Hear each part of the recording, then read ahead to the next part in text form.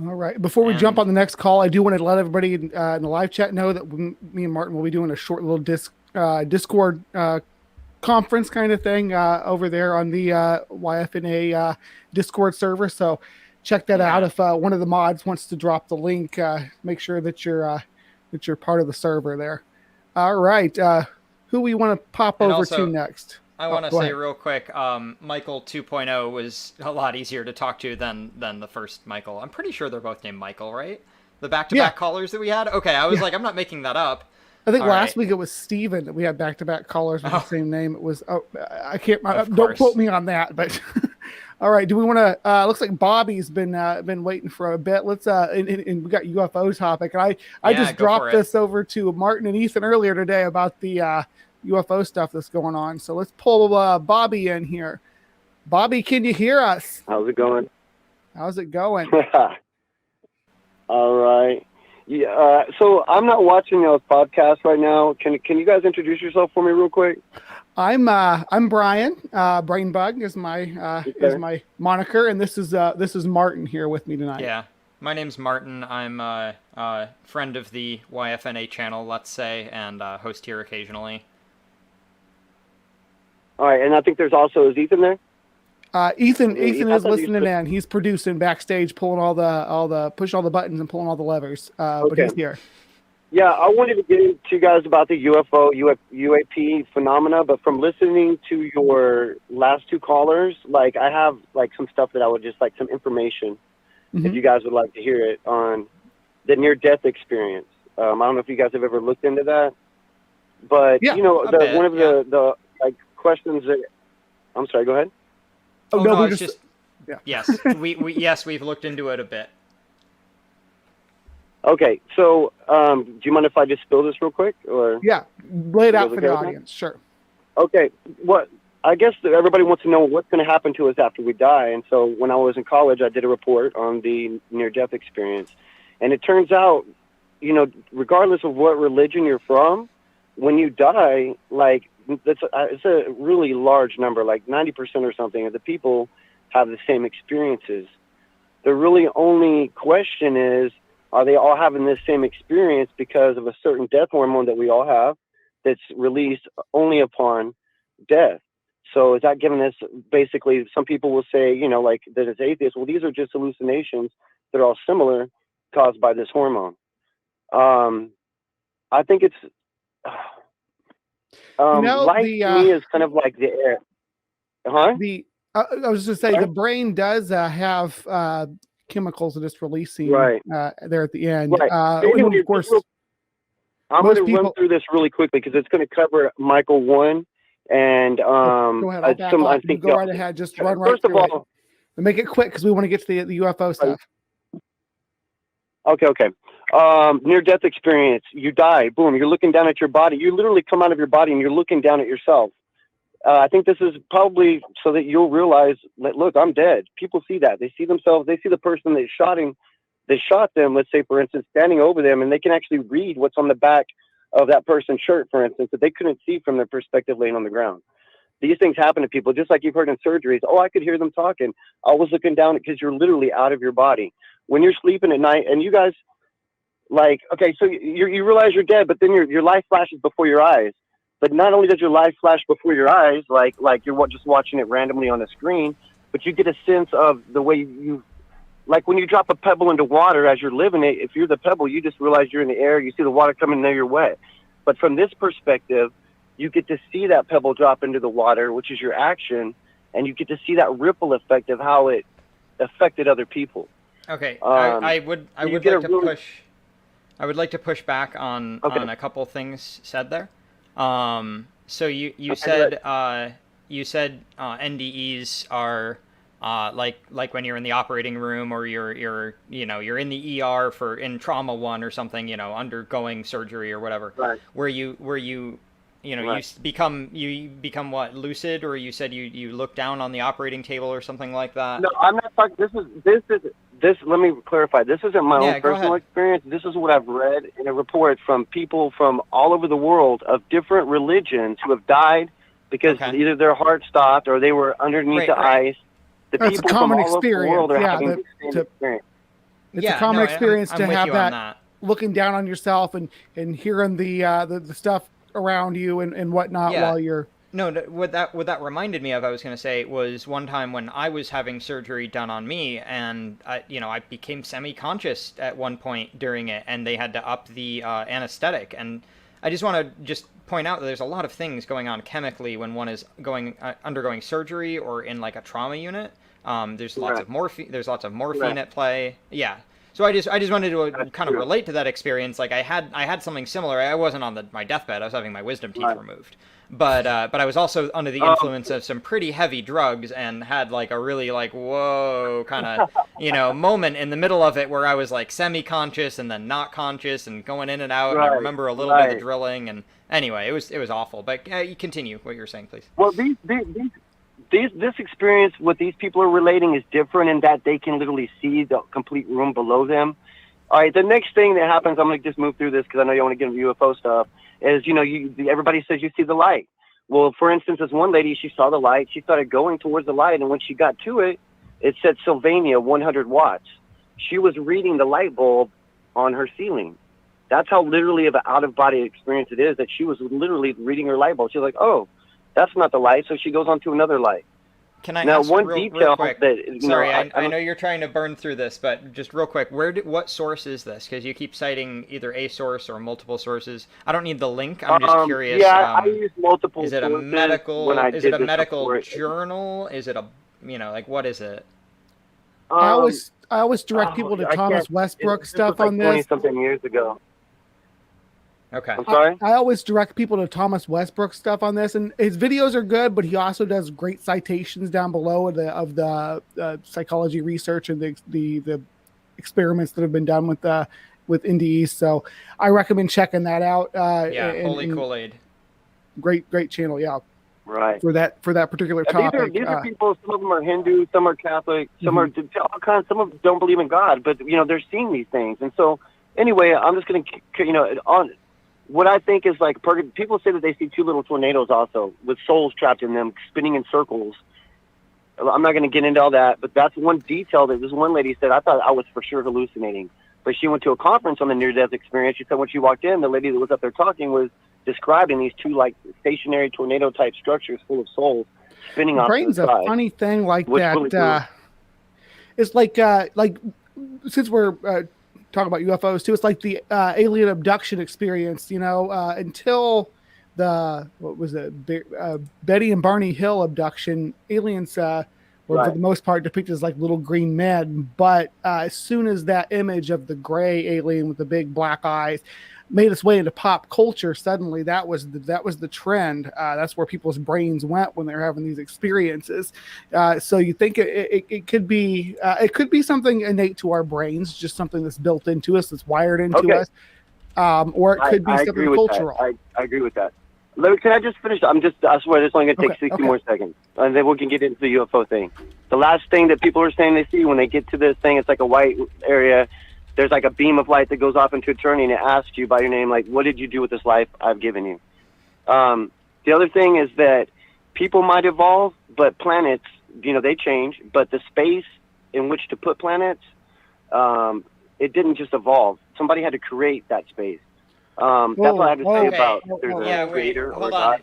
Hold on. So and I kind of thought, wait, hold on. Call this because I am Bobby, abductee, and that's what I actually call it. So. Bobby. We can't just listen to... Okay, if I claim my cat is here, that's fine. You don't need to see my cat to know that he's here. But if I claim that my cat can fly, you're going to need to see my cat flying, right? Okay, well, if you're going to tell me that God created the universe, you're going to need to not show me, God creating the universe. I don't need to see the process, but I need to see the proof of that. So I would almost rather talk about this than UFOs. I think we have more juicy... stuff to get into here. Before you all get into anything else, I just want to say thank you, Secular Pagan Mom, for the super sticker. We love you. Yeah, thank you. Thanks to our viewers. Everything you see has a creator, including everybody in that room. Everything you're looking at around you has a creator. Why would you think the universe is not creator? You can call him God if you want. You can call him whatever you want, but everything has a creator. My parents created... Can't be destroyed.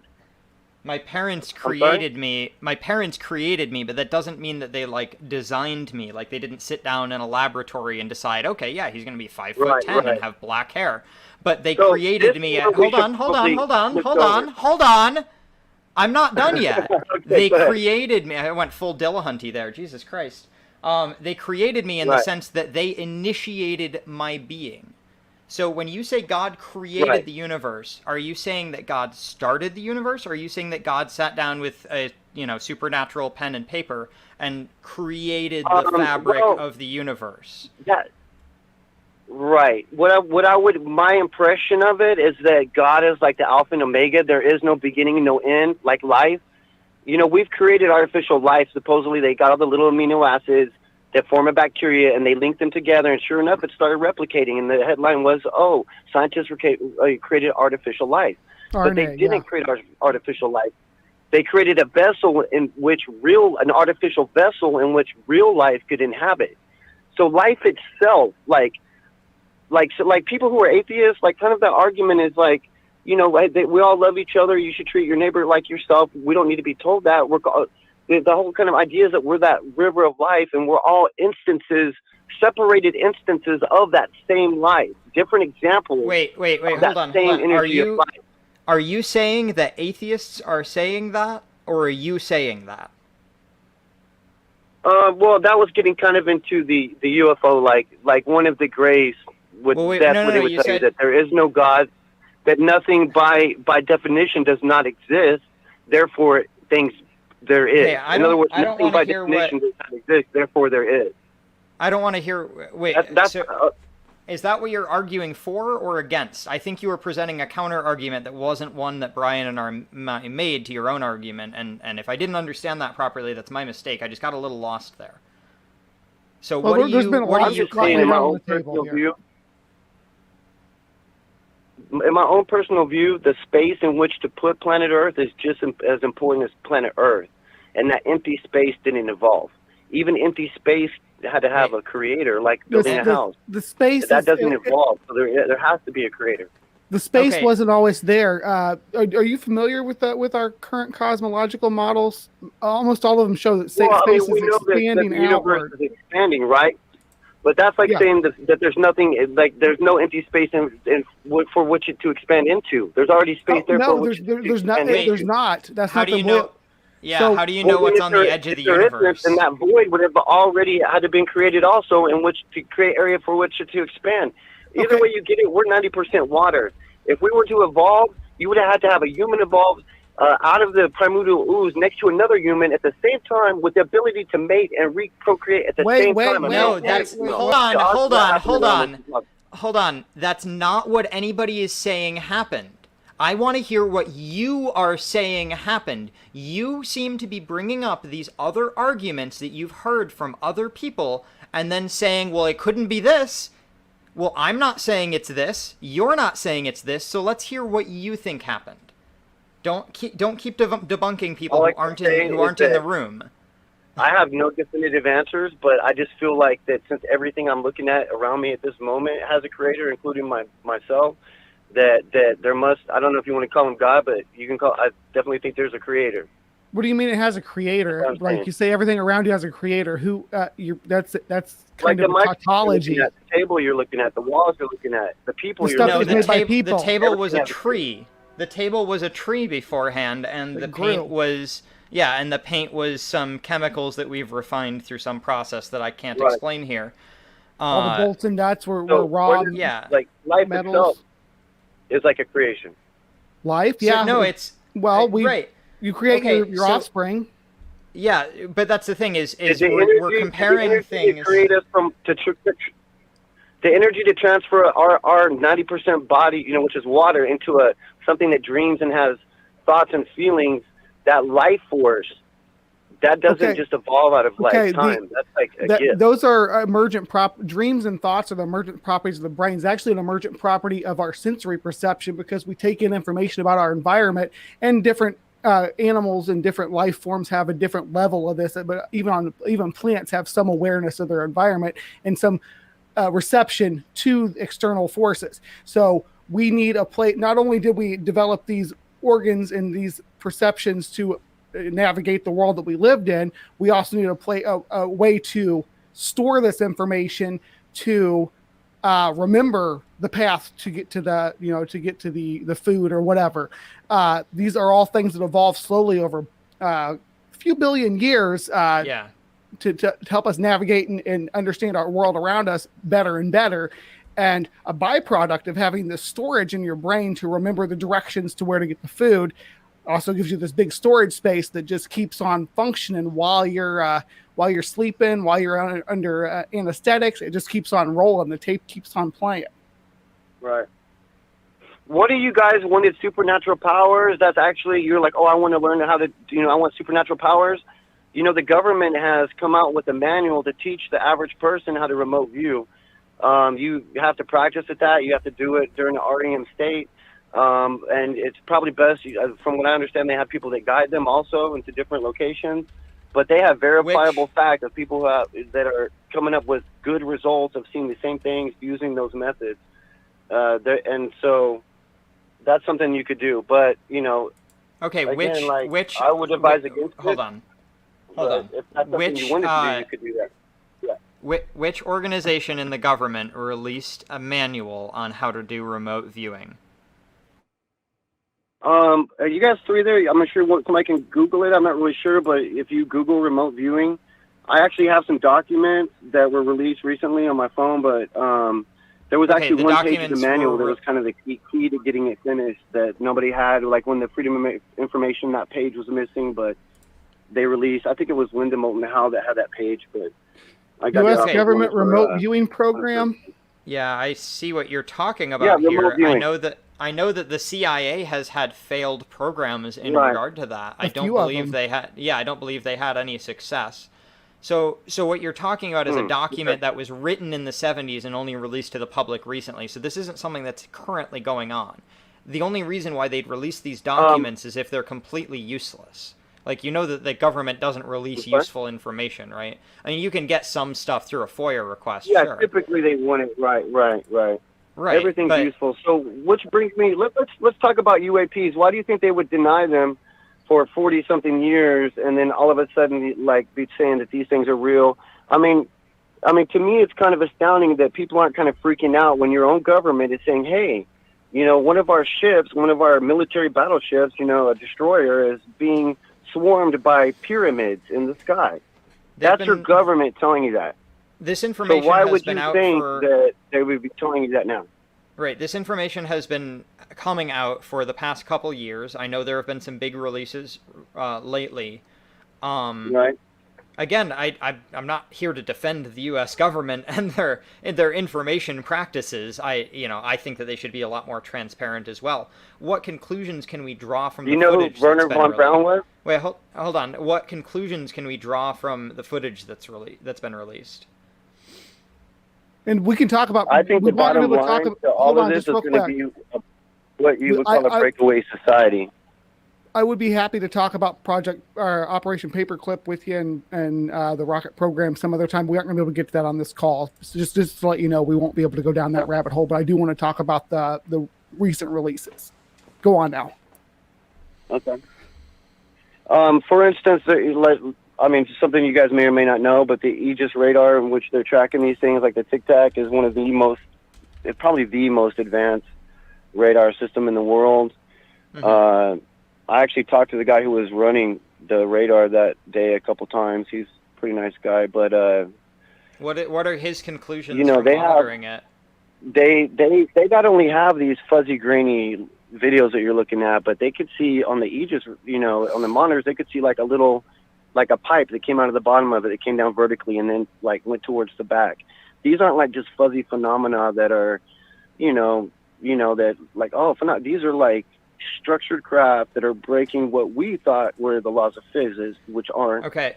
And they're coming down. If you listen to the story, they're coming down above the water to a submerged larger, what we would describe as a mother craft that they thought was a crash, 747 or something. They're flying around that. These things are, I don't know if you guys are aware, but they're infesting our waters. They're in our skies. They're flying into our skies, into our water without even slowing down. That's in one of the release videos. they're in space, they're in our skies, they're in our oceans, they're under our mountains, they're everywhere. Okay, but you know what? Like, nobody wants to talk about it because the implications. We want to talk about it. Probably but we can't talk about all of it in the whole thing. We can just let's talk about the evidence that we have on the plate right now. Let's look at the Tic Tac. You want to talk about the Tic Tac? We can look at that. I mean, any of that is all. Yeah. So what do you think? What do you think the Tic Tac is? What do you think it shows? The Tic Tac shows that they have a much larger craft underneath the water, and they have several that, if you listen to the video, they said, there's a whole fleet. Look on the NSA, there's a whole fleet of them. They were dropping out from the upper atmosphere I'm like not rain. Sure if that's... Like you're talking about. I know the like, one. I know the we're footage. Not being invaded. Right. Hold we're on. not being invaded. Hey, Bobby. This has Bobby. This has to be a back and forth, or it doesn't work. I'm sorry, y'all are garbled. That's what you know. What it's like when y'all are talking, all hear is good, and it's like it's really. I hate to be interrupting y'all. Maybe that's why the other caller, because I can't hear y'all. Yeah. Okay. Well, we can work on that on the tech side. Apologies, and I'm not trying to be disrespectful. We're not hearing each other when we need to. Brian, go ahead and ask your question again. Okay, so the Tic Tac, you think it's from what I've seen of that particular snippet is just the one craft flying. You said that there's more than one craft in there. I haven't heard that, but I did have a military pilot on my channel recently. I think he was a military pilot. He's a pilot, but. Yeah, kind of, and we went over the different videos and kind of looked at them. So, so they got the heat sensor on there, which is turning the object black. It's not really black. It's not really that shape either. That's the kind of the shape of the heat around it. And then around that, you'll see the white like halo, which is the equipment that is making it so that the heat can be seen as black. So that it's more defined. It's trying to define the object with that white area. Now, a lot of misunderstanding that people had in the mainstream about that was that there was some kind of aura around that was some kind of anti-gravity device. But you do understand that's not the case, right? Okay. And what other features? No. I have to disagree with that because in one of these recently released videos, you have the craft that was near the airport fly directly into the water and out of the water without making a splash or slowing down. Oh, no, I'm just talking about the Tic Tac. For them not to have their own envelope. They have their own gravity envelope. That's why they would be able to make these extreme maneuvers. Also, maybe even on their own different, local time frame. Yeah. Local space time. Experts just kind of released some information on that. Have you looked at that today? Just released. Well, I shouldn't say just released. Today's the publishing date. So Scientific America, we have some different experts that weighed in on that. I would recommend reading that over. That's what we were looking at earlier today. Have you looked into that at all yet? It just that particular article on. I've seen just myself. I mean, straight up, me and my son. It's probably been about 2 years now. We've seen 15 to 20 orbs with lower than 100 feet, maybe about 100. Probably about 100 feet, go right down my street in the daytime. Where do you so, live? I don't really. I mean, I don't need the neighborhood, really obviously. But what state do you live in? I live in Houston right now, in Texas. Oh, right. I'm so sorry. It says that on the call in studio. I just am silly and didn't read it. Wow, I would love to see that. If you can get that on film and send that to Ethan, we would definitely like to talk about that on air. That happened more than once? No, I've had 3. I've been I've sent Ethan some screenshots of the people of my experiences, and I've always had somebody else there with me. I'd made a Facebook post, and you could see there on my screenshots of the other people. Yeah, it was a Bobby. I've seen them multiple times, but the last sighting during the day was the first daytime sighting of multiple objects like that, and it was kind of freaking me out when that happened. But I've been having experiences ever since I was 4, so that's great, and we'd love to get into that. And I was serious about wanting to talk about von Braun and the rockets and Project Paperclip and all that stuff. I'd love to dig into that. Right. But we got a lot of calls backed up right now. We do really want you to call back, though. It sounds like you got a lot of things to share with us and to kind of. I really apologize for talking over you guys. I couldn't even. Okay. When I was started talking, I just kind of blurted out. I know, but I couldn't really. There's a delay. It was it's just okay. like distortion or something. Yeah, I couldn't even tell if y'all were talking. Like No worries, man. It was just like kind of. Yeah, it was just strange. It's all good. Anyway. Sorry, All and right, well, I you hope guys I have a good didn't. night. I hope I didn't seem like I grilled you too hard on that either. But yeah, have a great night, Bobby. Thanks for calling Yeah. in.